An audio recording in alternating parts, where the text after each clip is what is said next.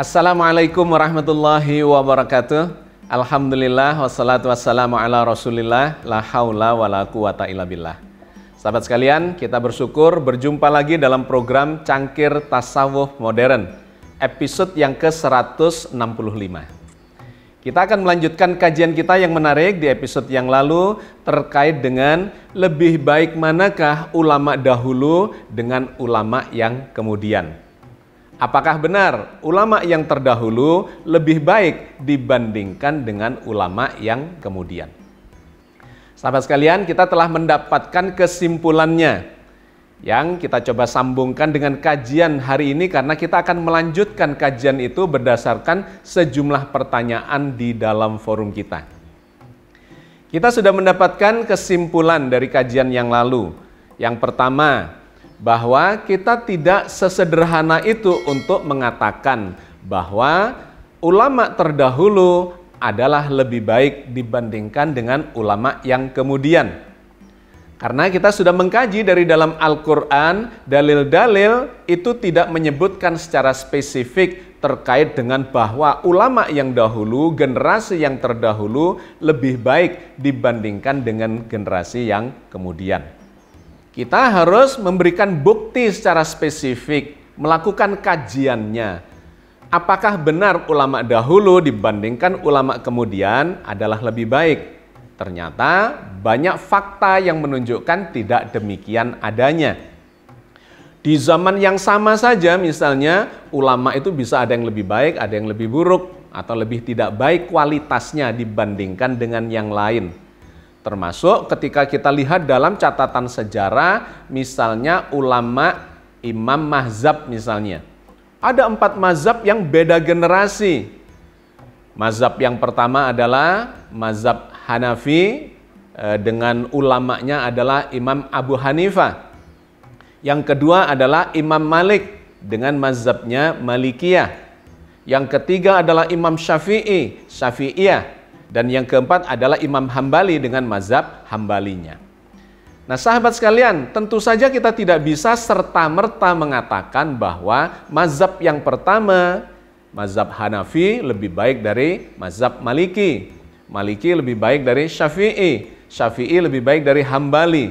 Tidak bisa demikian. Dan faktanya kita melihat sebagian besar Ahlus Sunnah wal Jamaah, golongan Sunni justru masuk atau mengikuti Imam Syafi'i, masuk dalam mazhab yang ketiga, yaitu mazhab Syafi'iyah.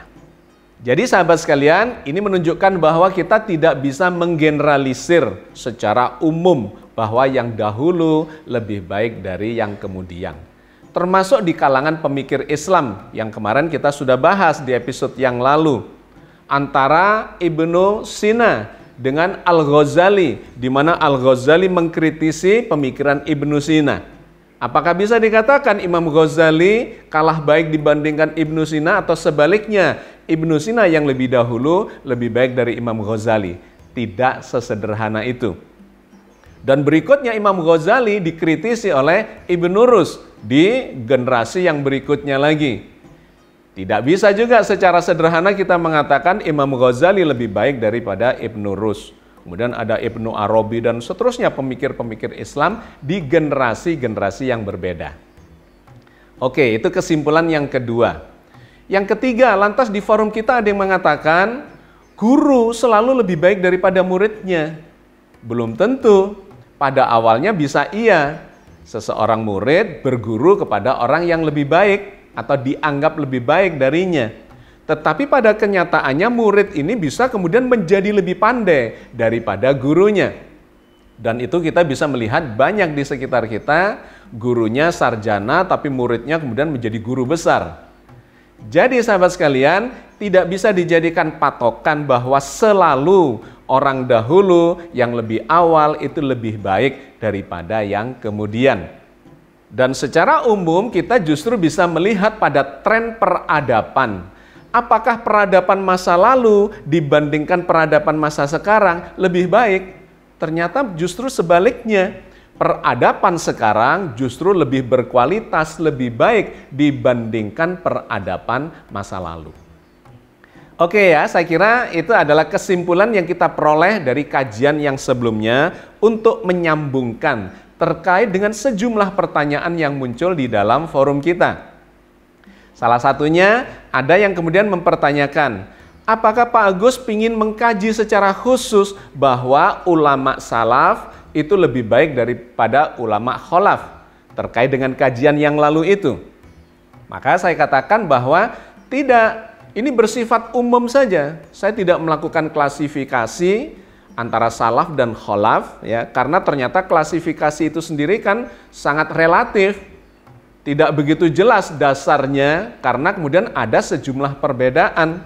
Yang disebut sebagai ulama salaf ya, salafus soleh adalah ulama-ulama yang ada di generasi 3 yang pertama setelah Nabi, yaitu sahabat, tabi'in, dan atba'ut tabi'in. Katanya 3 generasi itulah yang disebut sebagai ulama salaf, kira-kira 300 tahun setelah wafatnya Nabi. Tapi ada yang berbeda pendapat. Bukan cuma itu, tetapi 400 tahun katanya setelah wafatnya Rasulullah. Dan ada yang mengatakan sampai 500 tahun setelah wafatnya Rasulullah. Barulah setelah itu dikatakan sebagai ulama kholaf. Nah tentu saja yang demikian ini tidak bisa dijadikan dasar kajian yang kokoh.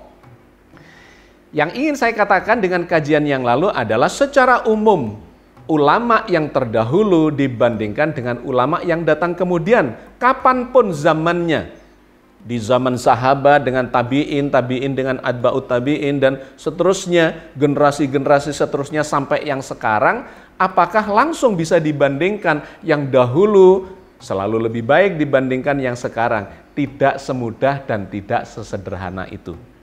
Bisa saja iya, bisa saja sebaliknya. Oke.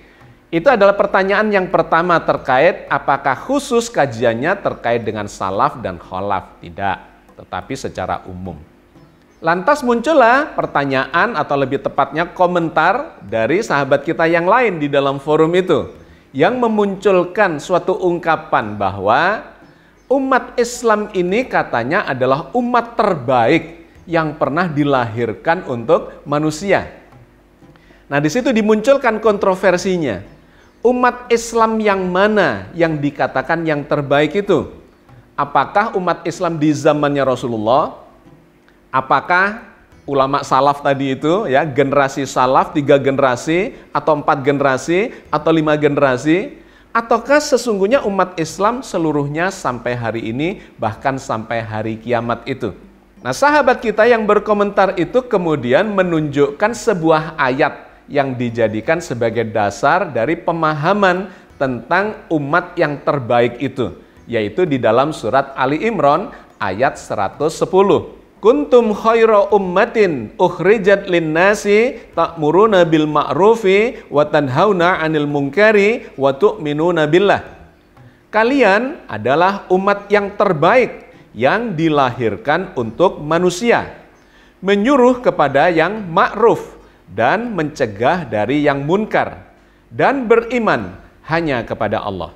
Ayat ini sering menjadi bahan kajian atau rujukan untuk mengatakan bahwa umat Islam ini sesungguhnya adalah umat yang terbaik, yang pernah dilahirkan untuk manusia.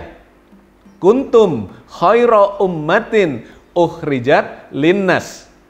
Kalian ini adalah umat terbaik yang dilahirkan untuk manusia. Tetapi yang menarik kemudian sahabat kita di dalam forum ini menunjukkan sejumlah tafsir dari para ahli tafsir. Di antaranya disebutlah di situ misalnya At-Tabari, disebut juga At-Tirmidzi, kemudian ada Ibnu Katsir, ada Al-Qurtubi, yang mereka berpendapat menafsiri bahwa ayat itu tidak berlaku umum untuk seluruh umat Islam sampai hari akhir, melainkan hanya menunjuk kepada sebagian dari umat Islam di zamannya Rasulullah. Argumentasinya adalah di antaranya di situ menggunakan kata kuntum khaira ummatin ukhrijat linnas. Kata ukhrijat ini dalam tafsir itu digambarkan sebagai menyebut kepada segolongan umat Islam pada waktu itu yang terusir dari Mekah, keluar dari Mekah, hijrah dari Mekah ke Madinah. Mereka itulah sesungguhnya yang digolongkan sebagai kuntum khaira ummah. Mereka adalah umat yang terbaik yang melakukan perjuangan jiwa, raga, harta benda semuanya untuk mendampingi Rasulullah melakukan perjuangan syiar agama itu. Dan kemudian sampai di Madinah terbentuklah sebuah tatanan masyarakat yang sangat baik dan kemudian diwariskan kepada kita. Sehingga umat Islam ini menjadi umat yang besar dan pernah mengalami masa kejayaannya. Jadi menurut sahabat kita ini di dalam forum, bahwa yang dimaksudkan sebagai umat yang terbaik itu bukan seluruh umat Islam, melainkan para sahabat Nabi yang melakukan hijrah ke Madinah, disebut juga sebagai kaum muhajirin.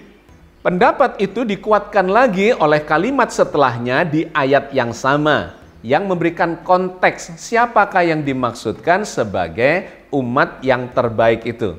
Mari kita baca lengkapnya surat Ali Imran ayat 110 itu. Kuntum khaira ummatin ukhrijat linnasi ta'muruna bil ma'rufi wa tanhauna 'anil munkari wa tu'minuna billah. Walau amana ahlul kitabi lakana khairul lahum minhumul mu'minuna wa aktsaruhumul fasikun. Kamu adalah umat yang terbaik yang dilahirkan untuk manusia, menyuruh kepada yang ma'ruf dan mencegah dari yang munkar dan beriman kepada Allah.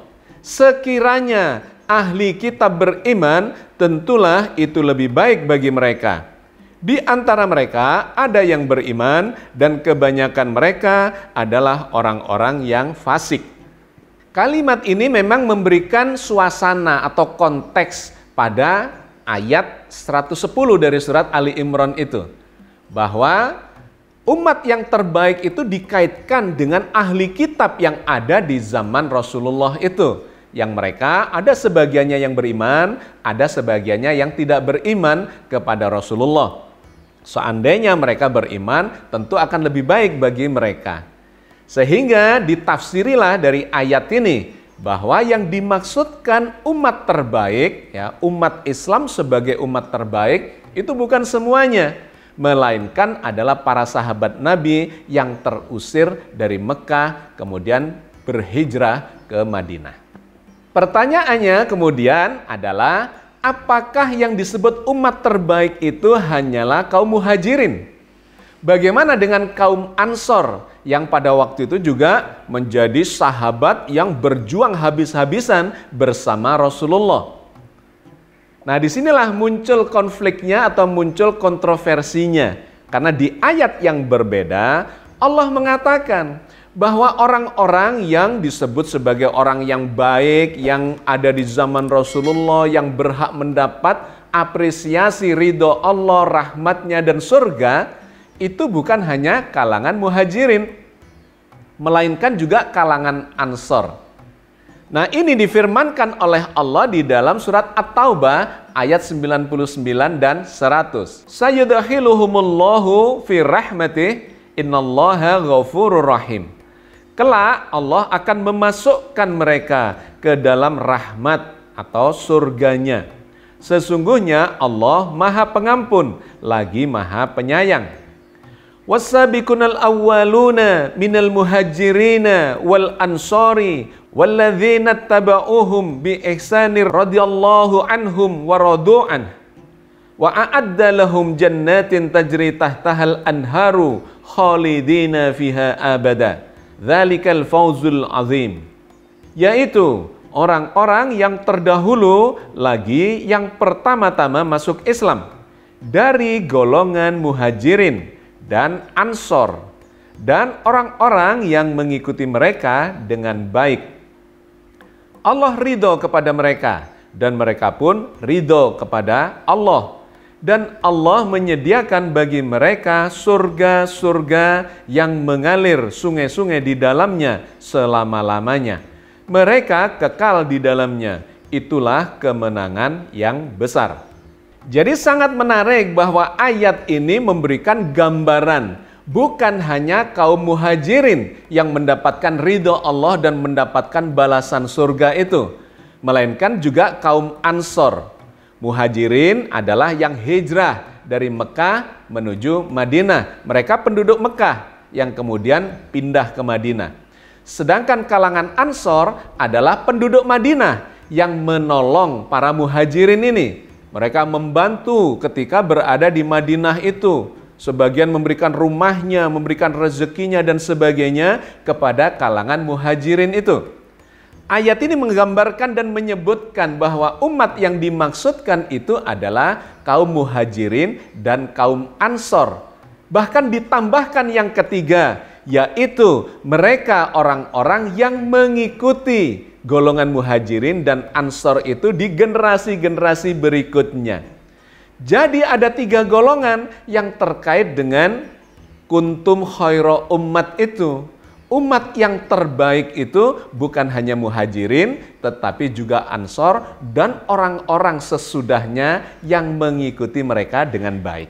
Karena itu sahabat sekalian, menurut saya surat Ali Imran ayat 110 itu bukan hanya berlaku buat kalangan muhajirin. Meskipun di situ ada kata ukhrijat linnas, yang diusir, dikeluarkan. Tetapi tidak ada penjelasnya di situ apakah itu yang dimaksudkan adalah yang keluar dari Mekah menuju Madinah. Karena kalimatnya, frasenya adalah ukhrijat linnas, yang dikeluarkan untuk manusia. Dan kemudian juga diterjemahkan sebagai yang dilahirkan untuk manusia. Kuntum khaira ummatin ukhrijat linnas. Kalian adalah umat terbaik yang pernah dilahirkan untuk manusia. Sehingga ini menurut saya bersifat umum. Karena itu kemudian frase ini diperjelas oleh frase berikutnya. Bahwa kalian umat terbaik yang pernah dilahirkan untuk manusia, ta'muruna bil ma'ruf wa tanhauna 'anil munkar wa tu'minuna billah. Disinilah sesungguhnya penjelasan dari siapakah yang dimaksudkan sebagai kuntum khaira ummat itu. Umat yang terbaik itu, yaitu mereka yang memiliki 3 kriteria. Yang pertama adalah ta'muruna bil ma'ruf. Yang kedua, wa tanhauna 'anil munkar, dan yang ketiga, wa tu'minuna billah. Yaitu orang-orang yang mengajak pada kebaikan, pada kebajikan, kepada sesuatu yang konstruktif dan memberikan manfaat pada manusia dimanapun dia berada. Itulah yang disebut sebagai orang atau umat yang terbaik, kuntum khaira ummat. Yaitu ketika dia mengajak pada kebajikan. Dan yang kedua adalah yang mencegah kemungkaran, kejahatan yang destruktif, yang merusak. Mereka mencegah itu sambil mengajarkan kebajikan, maka dia termasuk di dalam kelompok kuntum khaira ummat itu, umat yang terbaik. Dan kriteria yang ketiga adalah wa tu'minuna billah. Dia mengorientasikan semua itu hanya karena Allah semata. Semua itu terdorong oleh keimanannya kepada Allah, bahwa Allah mengajarkan kita untuk amar ma'ruf nahi mungkar. Dengan demikian, surat Ali Imran ayat 110 itu sebenarnya tidak bersifat khusus, melainkan buat umat Islam. Ya dahulu, ya sekarang, yang nanti, sampai kapanpun umat Islam itu, asalkan dia memenuhi 3 kriteria itu, amar ma'ruf, nahi mungkar, tu'minuna billah, maka dia termasuk sebagai umat yang terbaik. Karena itu di dalam surat Al-Waqiah ayat 38 sampai 40 Allah menambahkan lagi terkait dengan siapakah yang berhak mendapatkan ridho Allah dan balasan kenikmatan surga itu. Sebagian besar dari orang dahulu, tapi sebagian besarnya lagi dari orang yang kemudian.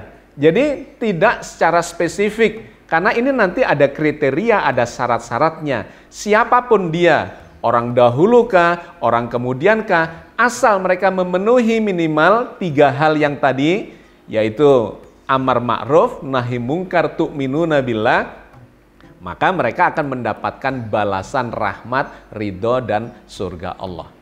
Di dalam surat Al-Waqiah 38 dan 40, Allah berfirman, Li ashabil yamin, sullatum minal awwalin, wa sullatum minal akhirin. Kenikmatan surga untuk golongan kanan, yaitu segolongan besar dari orang-orang yang terdahulu dan segolongan besar pula dari orang-orang yang kemudian. Karena itu di dalam surat yang berbeda, surat Ali Imran ayat 104, Allah mendorong agar selalu ada di antara kita ini orang yang melakukan amar ma'ruf nahi mungkar. Karena itulah yang akan menyebabkan dia mendapatkan kemenangan di dalam kehidupan ini.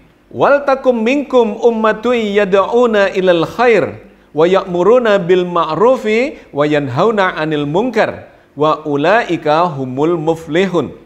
Dan hendaklah ada di antara kamu segolongan umat yang menyeru kepada kebajikan, menyuruh kepada yang ma'ruf dan mencegah dari yang munkar.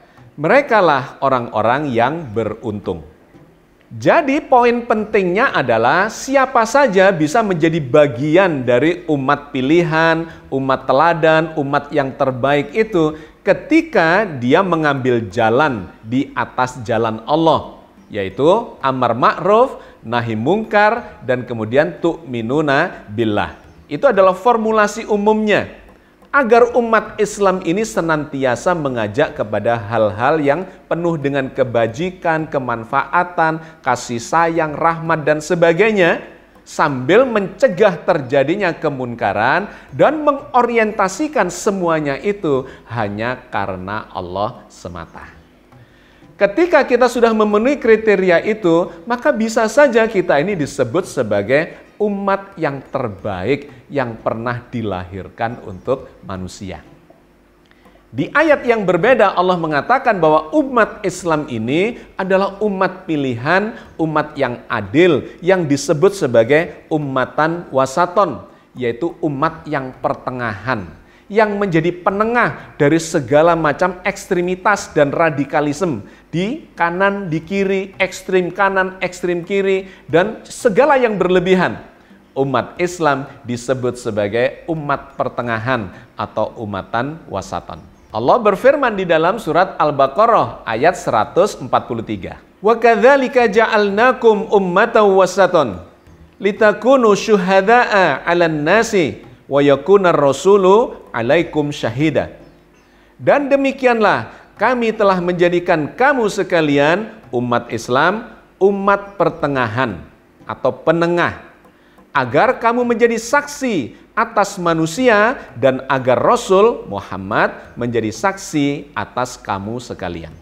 Umat Islam adalah umat pertengahan yang adil, yang menjadi penengah dari segala ekstremitas itu. Ada yang ingin berbuat kebablasan ke kanan, dikembalikan ke tengah. Kebablasan ke kiri, dikembalikan ke tengah. Ada yang radikal, dikembalikan ke menjadi lebih moderat. Radikal ke kiri juga dikembalikan moderat. Kenapa? Karena Al-Quran memang melarang kita untuk berlebih-lebihan di dalam segala hal. Umat Islam disebut umatan wasaton. Mungkin Anda ingat kata wasit.